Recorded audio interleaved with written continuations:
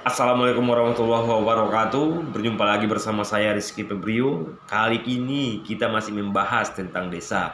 Bagaimana desa bisa berkembang, desa bisa bersetara kehidupan dengan seperti di kota saat ini, punya fasilitas yang lengkap, punya akses yang luas, dan punya peluang-peluang untuk berkembang.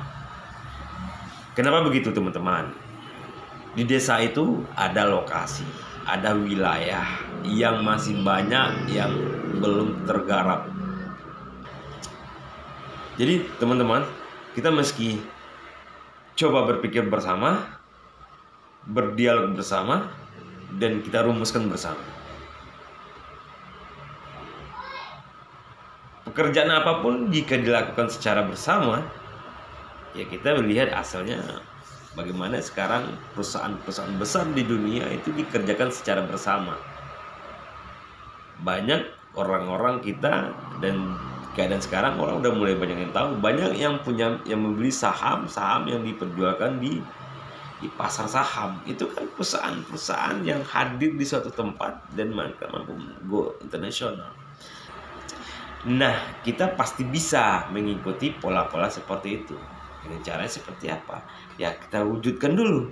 Bisnisnya apa? Usahanya apa yang mau kita buat di desa? Kita harus hadir kepada titik persoalannya lagi. Membangun desa itu, kita mau bikin sebuah perusahaan. Perusahaan ini butuh modal.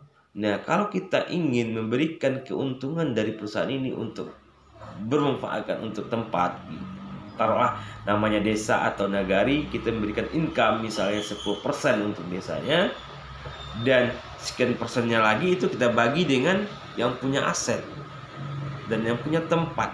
Itu kita hitung semuanya. Nah, hal-hal yang terlibat tempat, lokasi, masyarakatnya itu terlibat melaksanakan sebuah kegiatan ini.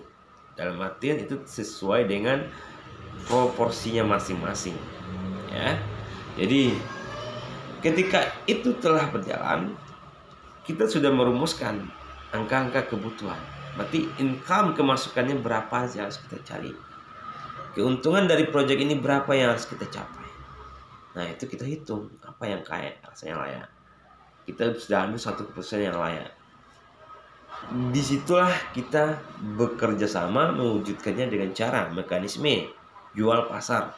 Kita jual proyek ini dengan nilai saham, lembaran saham. Taruh saham itu per sahamnya 50.000 atau 10.000. Ini bisa dikalkulasikan. Tapi syarat untuk pertama itu memang pemain pertama itu memang punya fasilitas syarat. Untuk membuat kerangka ini harus syaratnya dulu minimal, misalnya kalau 50.000 per lembar sahamnya kita jual aja dulu, syarat belinya 20 lembar dulu untuk tahap pertama. Kita pencetus ini harus berani turun tangan beli saham minimal ya 20 lembar. Ketika itu sudah ada, langsung rangkai kegiatannya.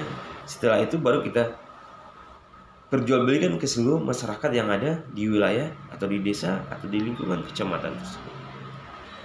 Potensi-potensi yang akan membeli, yang pertama itu pegawai itu berpotensi untuk membeli karena mereka juga butuh bisnis. Ketika proyek ini dikalkulasikan secara hitung-hitungan ada bisnis yang baik, punya nilai tarik nilai jual yang bagus, mungkin para pegawai tidak enggan membeli nilai-nilai 20 lembar. Sederhana ya kita berpikir. Nah, itu step-step yang harus kita lakukan. Jadi kawan-kawan, mari kita berpikir, kita coba rembukan. Mungkinkah ini kita lakukan? Kalau ini mungkin kita lakukan, mulai bergerak, berdialog, bikin kesepakatan. Coba kawan analisa juga. Jadi jika ada kawan-kawan yang punya komentar atau pendapat tentang pendapat saya, ayo berikan saran. Mudah-mudahan itu bisa menambah pendapat saya menjadi hal yang positif lagi di kawan-kawan yang menonton semuanya. Jadi target kita saling bantu, saling support. Tujuan saya agar membantu membuka pikiran kita bersama. Ada peluang ini ternyata loh kawan-kawan.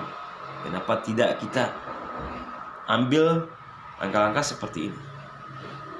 Jadi kawan-kawan, mohon saya juga disupport. Saya akan terus berusaha untuk berikan sebuah pandangan-pandangan yang positif, mana tahu bisa dianalisa oleh kawan-kawan. Mohon bantu juga disupport video saya, di komen juga, di share, di like, dan di subscribe, dan jangan lupa dibagikan juga kalau bisa kawan-kawan. Terima kasih sudah menonton, dan sampai berjumpa di video selanjutnya. Assalamualaikum warahmatullahi wabarakatuh.